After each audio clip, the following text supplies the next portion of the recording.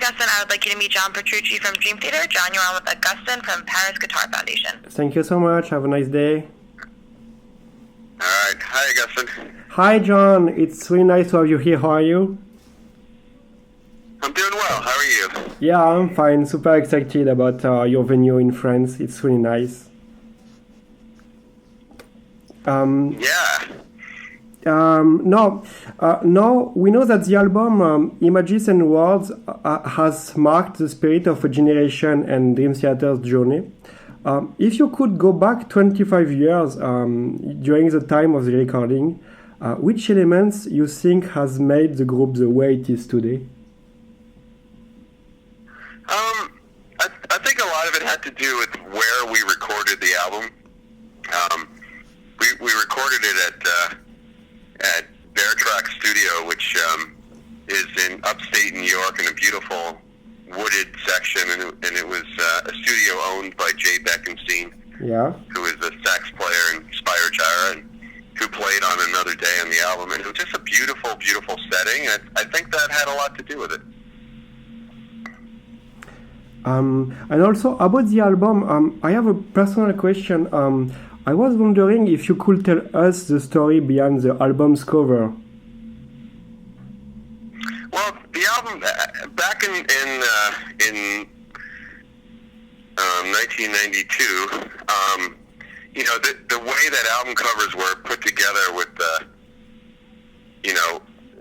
as compared to the way they are now, it really wasn't very high tech. I think like Photoshop was even like a new tool, so I remember the artist that the Atlantic Art Department had assigned to us. The idea was we asked them to see if they can take an element from each one of the songs and put it together in like a sort of a collage. And so, you have the moon in the window for Under a Glass Moon. You have the sparrow flying from Pull Me Under. You have the bed from Wait for Sleep. So it's just different elements. And what about the little girl? What about the little girl? I don't remember why there's a little girl. Probably, maybe it has to do with Wait for Sleep. I don't remember exactly. Okay. But it might have been something the artist thought, to add a character, to add some personality to the cover, so it wasn't just, inanimate objects, probably. Okay, I see. Okay, thank you so much.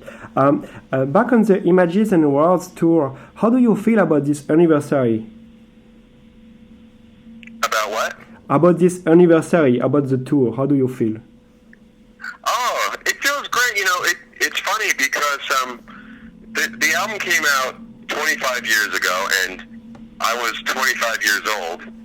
So now, 25 years later, I'm actually going to be 50 this year in July. And, it's really, really interesting to be playing these songs now, because back then, in 1992, there really wasn't the prog metal scene that there is now. It didn't really exist, it was something that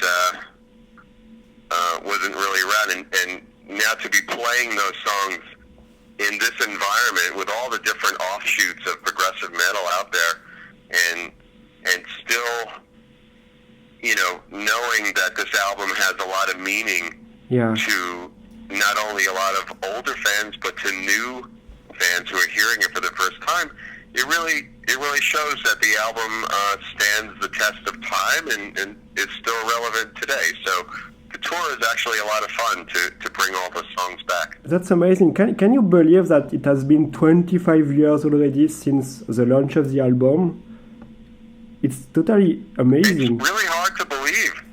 Yeah, really hard to believe. I remember when we toured for the first time in Europe, we had never been to Europe, so we played some really small venues. Like I think we played La Locomotive in Paris. Yeah, I yes. Yeah.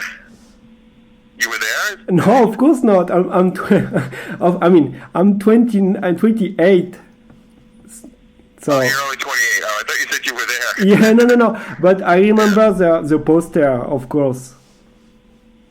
Yeah, sure. I have another question.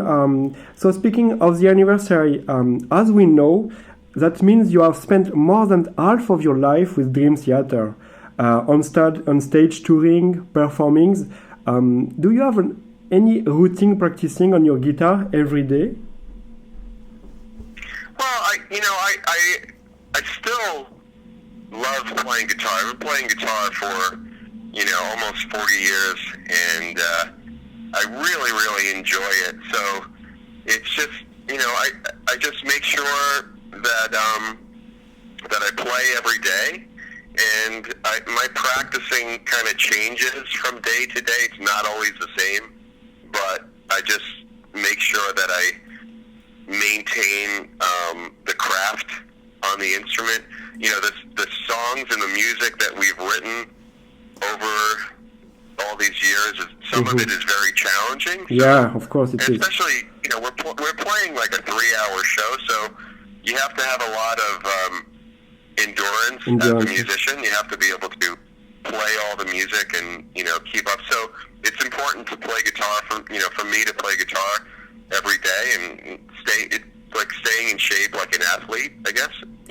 And do you have any tips for your practicing? I mean, how you do every day? That's a big one, actually, what I just said. I think the consistency is probably my biggest tip. Like, some guitar players, they play one day and then they don't pick up the guitar for 3 or 4 days, or, maybe they only play on the weekend. And, the biggest excuse is kind of like, well, I don't have enough time. I only have 20 minutes or I'm too busy. But, even if you only have 20 minutes, I think it's better to play every day and to keep your hands, used to the way the guitar feels and the way that,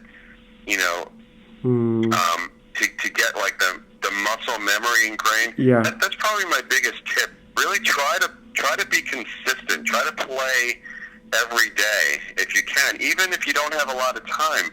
Even if you only have 20 minutes or a half an hour or an hour, find the time and do it, and you'll find that your playing is more consistent. And try. You can pick up the guitar, and be able to play easier, I think.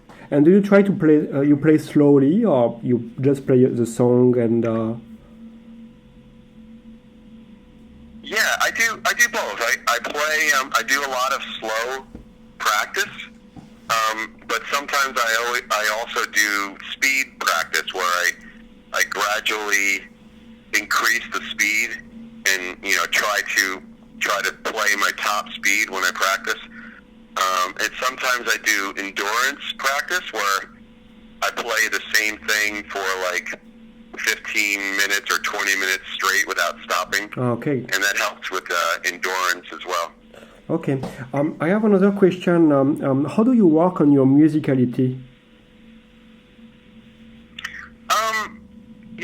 It's something that it's always evolving and growing. I think part of it is being fortunate enough to be in a band where I get to play with great musicians, because that always challenges me as a musician and as a writer when I play with these guys, because they're so talented and they have so many cool ideas. And so when we get together, that's a great way to work on musicality. And again, I suggest that for other players to get out of the bedroom, out of the basement, and try to play with other people. Try to jam. That's how I learned to play guitar. Yeah. When I was young, when I was 15, 16, 17, I would go and jam with all my friends constantly, and that really helped me to develop my skills. Okay. I don't know if you know about that, but in Paris we have a really strong community of classical guitarists. Do you also play classical guitar, or do you have an interest in classical guitar? I think the classical guitar is a beautiful, beautiful instrument. I don't play classical guitar. I would love to learn how to. It's a beautiful sounding instrument, and but I never studied classical. No. And do you know the repertoire of the classical guitar? Do I know what? The repertory. I know some of it, but I'm not really that familiar. I know, I guess, some of the more popular pieces by ear, but yeah, I never studied classical. Okay. For a lot of your fans that wish to pursue a career in the guitar world like you, do you mind sharing with us the difficulties you had in your early years? Well, I think what we did as a band in our early years is that we wrote our own music. I think that's really important, because that's how you're going to find your own identity and your own voice, because there's if you think about it, there's so many guitar players in the world. There's so many musicians. So how do you separate yourself? How do you stand out and form a career? And I think the best way is to write and be creative. And when we were really young, John Mayung and myself, we were in middle school and high school. When we would get together, sure, we would play cover songs from Iron Maiden and bands like that, but we would always write music. We always were creative, and it helped us develop our own style that turned into Dream Theater. So I suggest that other young musicians do that. Be creative and write. I think that's really important. And did you have some difficulties with your band as a teenager, like to play music and? Difficulties with you? No, not with me. With people in general. Like, did you have some trouble, or it was complicated to find a place to play, or just to write music, or?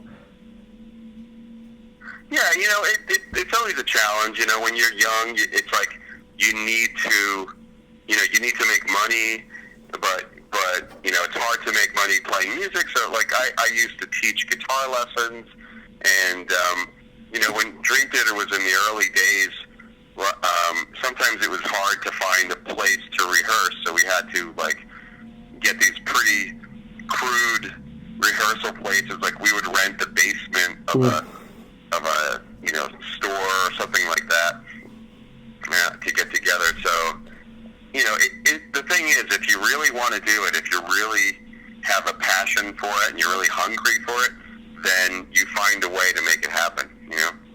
That's I understand. During your career years, I am sure you have had the pleasure of meeting young, talented guitarists. In your opinion, what are the qualities as a young guitarist that they need to have? As a young guitar player, first of all, it's the young guitar players that I know who are doing well.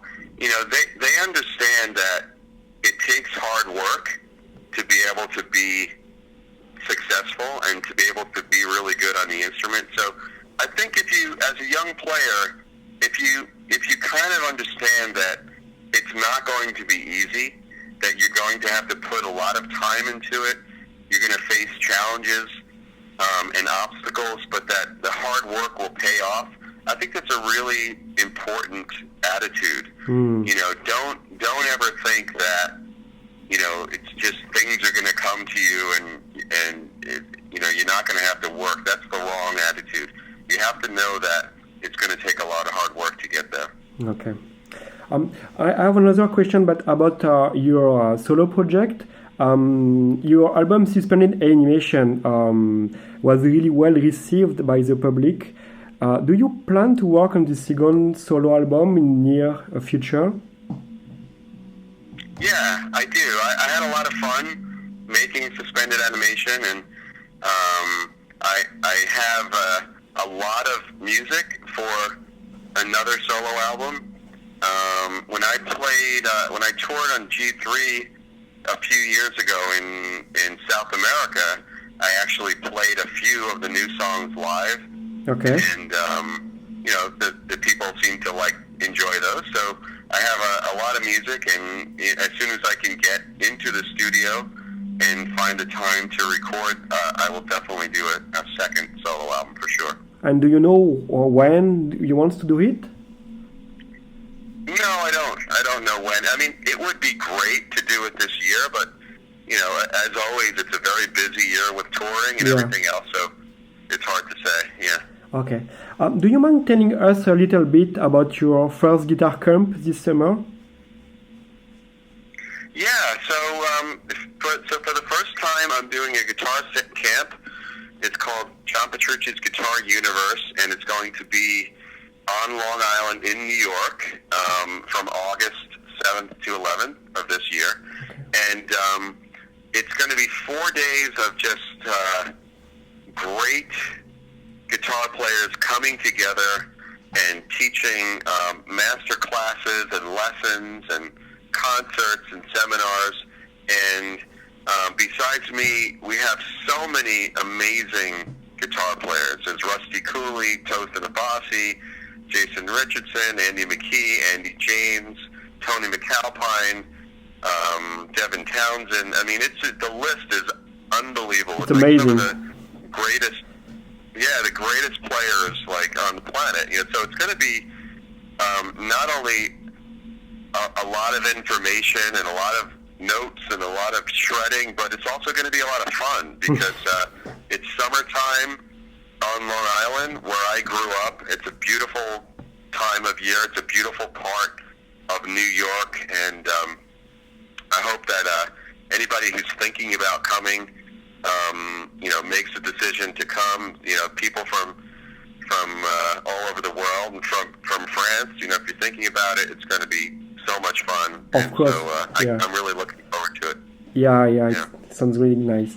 About the Astonishing, your last album, the Astonishing, it's a true evolution in your writing. We can feel the spirit of the opera so close to us. How was it exactly the process behind the making of this album? Well, it was a long process. It took about 3 years. I started writing the story. The first thing I did was I wrote the story of the Astonishing, and then as I was writing the story, I started to write some music, and then I got together with Jordan Rudess, and we put together the music to the story that I wrote, as a score, and then we got together as a band and recorded it, and then we had a real orchestra and choir that was arranged by the great David Campbell, and it took a lot of work. It was a lot of music and a long time, but it was definitely one of the most satisfying Dream Theater projects that I've ever done, and something that I'm so proud of. Do you have some influences from opera, or just pure inspiration? Hey, Augustin, I'm so sorry to cut in here, but we are getting close to the end of our time. If you could ask your last couple of questions, that would be great. Last question? Sorry? Hello? Yeah, that's what she said. Yeah. Sorry. So last question, no? Hello? Yeah. Okay. Okay. So my last question is, I mean, I think it's kind of difficult to answer this one, but what is your favorite song from the Images and Words album? My favorite song? Yeah, if you have one. Yeah, it's really hard to say, but when we play live, I really enjoy playing Metropolis. It's a lot of fun to play, and it has all of the elements I think that identify Dream Theater sound. It has a metal sound, it's melodic, but it also has kind of a crazy instrumental section. It's a very progressive song. So that's one of my favorites. It's really a lot of fun to play live. I really enjoy it. Okay. Any words from Paris Guitar Foundation? What's that? Do you have awards for all your fans out there in Paris Guitar Foundation? really excited to be bringing this anniversary tour to Europe and to be coming to Paris. Again, Paris was one of the first places that we played when we toured for the first time back in 1992 or 93, whenever we came. It might have been 93. And so we're happy to come back and be playing the Zenith. It's going to be a lot of fun. So I look forward to seeing all of our friends from France and Paris when we get there. So thank you so much for the interview, and see you next week. We have the ticket with my girlfriend for the meet and greet, so see you next week then. Oh, perfect. All right. I'll meet you. Introduce yourself. I'll meet you then. Yeah, okay. Thank you so much, John, and have a nice day. Okay, bye-bye. Bye. Bye-bye.